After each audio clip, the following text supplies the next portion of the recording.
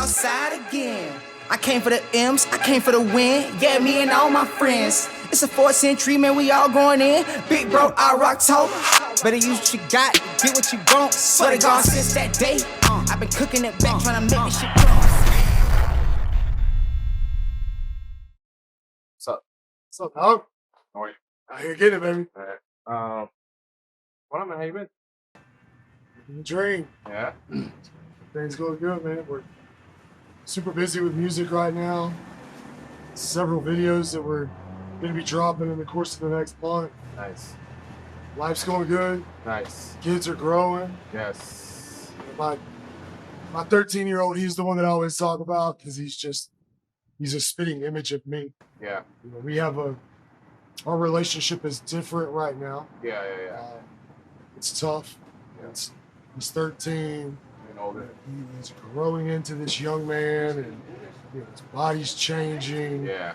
It's Rebellious. It's tough. Yeah. He's very rebellious. Well, and you know, I don't know if it's that he's so much rebellious or he's just if he wants attention. Yeah. You know what I mean? Because Yeah. for when I was a kid, there was a big difference. I knew right from wrong, but a lot of times I did wrong because I wanted it to feel right. You know what I mean? It felt better to me going out and hanging out with kids that mom didn't want me to, or you know, that I was banned from. That felt better to me than the actual comfort that I was seeking. For sure. You know what I mean? For sure. And so I don't know if he's in football, so he's not really like, he doesn't hang out with a bad group of kids. He plays ball, trains, and then we do our thing. You know what I mean? So we've really got him locked in as far as what he's allowed and not allowed to do. Right. His thing is he wants to portray himself as a tough guy. Which I mean he's 13 years old. Learned that from the source right here, you know what I Straight mean? from the source, man. Exactly. He's 13 years old. He's very strong. He's very fast. He's very handsome.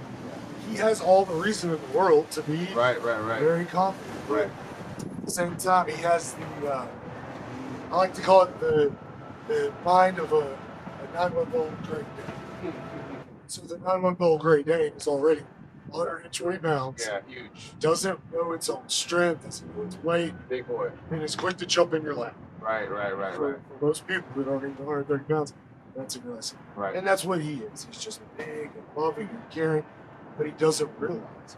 You know what I mean? Like, he doesn't realize that he can really hurt someone.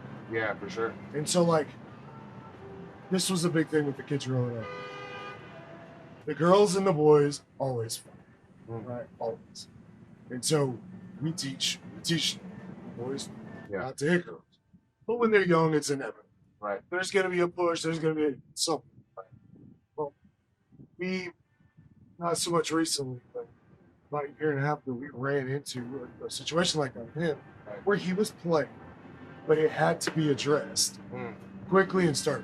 Right. Because he's. Right. You know what I mean? A push from him is not bad. Yeah. Of course. It's just, it's amazing that I get the opportunity to do what I'm doing, have the opportunity to raise these wonderful kids, grow a life for them that is exceeding anything that I ever witnessed. Yeah. Like it's truly a blessing. Yeah.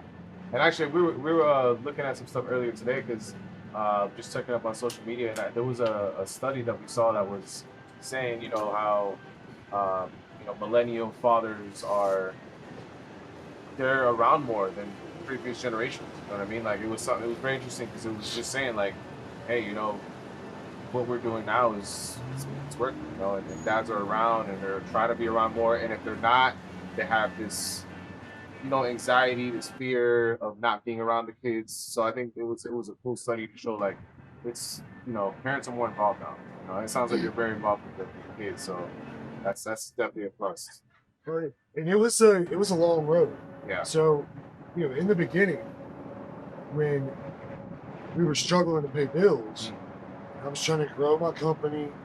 There wasn't a lot of time. Yeah. When you're the breadwinner in the household, you don't get a lot of time. Right. So as we've developed, and his mother and I, we separated and went our separate ways, there actually has become more time. Yeah. Because there's a lot more involvement from both sides. Right. You know what I mean? Right. And so I think that to attribute to the fathers being able to be in the kid's life more and having more availability, it comes from women being able to Yes. to make more money. Yeah. Like, Yeah. so as to where, in the 60s and 70s when our parents were growing up, typically mom stayed at home. Yeah. But now mom In really the workplace. really needs Workforce. to work. I mean, mom really needs to work. For sure. You know, if you've got 2 kids, your house, your 2 cars, all this stuff, $100,000 is a very Right. And the average American doesn't make anywhere close to that. Yeah. So, I think that's a big thing for us, being able to equally spend our time on our profession and then being able to spend time with Kids, yeah, it's a super important balance. Work-life balance, so important, man. And I know for big event yesterday. You had a first performance. Yeah. How'd that go? You know, I'm always gonna be hard on myself, Yeah. and so like I'm looking back at the videos and I'm like, this could. It's just a bunch of lies. Yeah. It's a bunch of lies that we conjure up to make ourselves believe that we need to do better, or which is healthy to a certain extent. Right. Because I want to continue to progress. Right. I want to become a better artist. I want to become a better performer. I want to understand the analytics of the music and pressing music. But the true meaning of that performance yesterday was to connect with the audience, Absolutely. with the crowd, with the people that were there. And man, it's amazing. I'm looking back on it. Yeah. In the moment, it was surreal. And it was almost like a dream. Yeah. But now that I've got the opportunity to look back on it today, and I'm looking at all the people that showed up to support. Yes. So many people, so much love, man. So much love. And that's where gratitude really, really, really stands tall, because there's a lot of folks out there that are ungrateful for the people that support them. Right. It's almost like it's entitled to them. I'm part of your family. You have to support. And when you get to a point where I'm just so thankful to have all these people in my life that just love and care about me. Yeah. They just want to show up and support me because they know I believe in this. Yeah. All in all, as far as the performance goes, I think it went pretty good. I don't know if you noticed, but I'm super tall and the tent wasn't very tall. And so I felt kind of like a caged elephant. The tent was keeping you in. It was closing you in. It was like, man, I'm too big for this. I'm too big for this. And I had to continuously be mindful of the speakers on stage. Yeah. It wasn't a very big stage. No, for sure. Which probably, it was okay because we were able to to kind of keep focus. it intimate. Keep it real close, intimate, for sure. I mean, to be honest, man, that's my first. Yeah. That was a good crowd. Yeah, it was a nice crowd. That was a good crowd. Very nice crowd. Just so. A lot of people's there a lot of artists' first shows are definitely. well, and you hear them talk about it too, yes. like playing shows for just 10 5 people. Yeah, that's real. That's very real. That is, Well, and I'm super blessed to have the resources that I have. Yeah, for sure. With the mobile recovery unit, those people, I've been in their lives for all the time. Yeah. And they just love and support. Yeah. You know what I mean? And so that's having those resources means the world. For sure. Especially when we are trying to reach out and relate to that one person. Right. This gives me the opportunity on such a greater platform to reach out. Because let's face it, at the end of the day, the videos are cool, songs cool, making music's cool. That's all great. The type of music that I make though is a message. Right. There's somebody that I'm looking for with words, with encouragement. And that's what it's about. Yeah, sure. You know what I mean? It's about just the one. Biblically, in the New Testament, it talks about Jesus will, like a shepherd, walk away from the 99 to go find the one that's lost. And there's one soul out there. One. I don't know whose it is, but there's one soul out there. He needs to be found. Yeah, for sure. And now I'm not talking about. I'm not huge on commercial religion. Right. I believe in Jesus. And Right. I believe in God, and that's how I have my own relationship. Right. You know what I mean? So I'm not thumping Bibles over No, his head, but yeah. it's all about that relationship. Absolutely, it's the relationship you have. I mean, that's very important. Which definitely, you know, for me, you know, leads into, you know, your music. You know what you talk about. You know who you are. Who is TimothyMac? You know, so what would you say that is as far as musically? You know who you are as an artist. You know, it's a very interesting question because I believe on a daily basis we're growing, we're developing. As an artist, you know, I'm just driven by purpose. Yeah. And that's what my music is. My music gives me purpose. Yeah. You know what I mean? Just like when you come home, Yeah. and your dog's right there at the door and he's wagging his tail with his ball in his mouth. His purpose is to make you go outside and play with him. Yeah. That's what that animal's purpose is. I'm a beast, and my purpose is to make people relate to me through my music. Yeah. You know, a lot of my music tells stories about where I've been, the things that I've been through, what I'm experiencing now. I mean, we're coming up on another shoot for a song that's a little bit more intimate. Yeah. You know, about me and my significant other. You know, it's across the board my life. Yeah, for sure. It really is.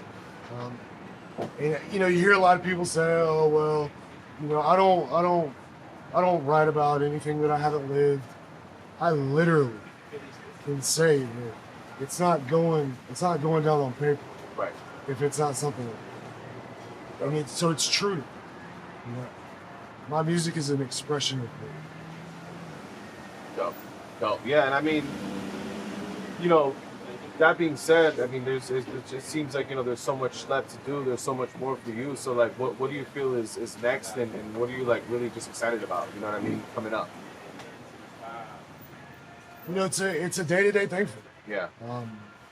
I kind of just let these waves take me where they're gonna take me. Yeah. Obviously, with persistence and hard work. For sure. I truly believe that if you will consistent every day do what you're supposed to do, regardless of what that is, if it's music, or I believe that the world, the earth, Mother Nature, whatever you want to call it, is gonna allow you to start falling into that purpose because you're doing it. You're making the post. You're hitting the gym. You're watching the carbs. You're doing the miles. You're putting in the work. Right. I truly believe that that's what's gonna pave this path. Now, if I can articulate on what I would enjoy, I would like to get to the point where music is completely wholly and wonderfully my life. Yeah. So, as you know, right now I own a business as well. Right. And that business, you know, it takes precedence over everything else because it is. Let's face it, the business is my baby. Yeah. You know, I've been slowly nurturing this business for a long time to build the reputation that I have. And so I want to get to the point to where I can start nurturing my music like I did my you know what I mean? So it's every day. So I'm in the studio, you know, 2-3 times a week. I mean, you know, I consistently write. We're consistently making new beats. But it's kind of to that right now. Yeah. Like I'm writing 2 or 3 songs a week, always doing something with music. But I'm not in the studio as much. I'm not collaborating with as many artists as I'd like to. Maybe even just for the sake of doing it. Yeah, for sure. For sure. Not necessarily. Just doing it. Yeah. We do have a couple artists that we're going to be collabing with, some new names. Yeah. We'll kind of keep that on the low for right now. Yeah. For now. They'll know soon enough. You know, the future for me is all about what I'm going to put in. Like I can I can conjure up this idea of something great. I can say, well, this is gonna happen, and this is gonna happen, and this at this place, this at that place. And if I'm not putting in the work, none of it's gonna happen. Yeah. I'm not gonna just stumble upon my purpose in life, just standing. You know what I mean? I put one foot in front of the next and get to it. Absolutely. You know what I mean? Every day is a new day. Every day is a new day. Yeah. And we can't let yesterday determine what we're gonna be tomorrow. Sure. Shit's in the past, it's gone, right? Sure.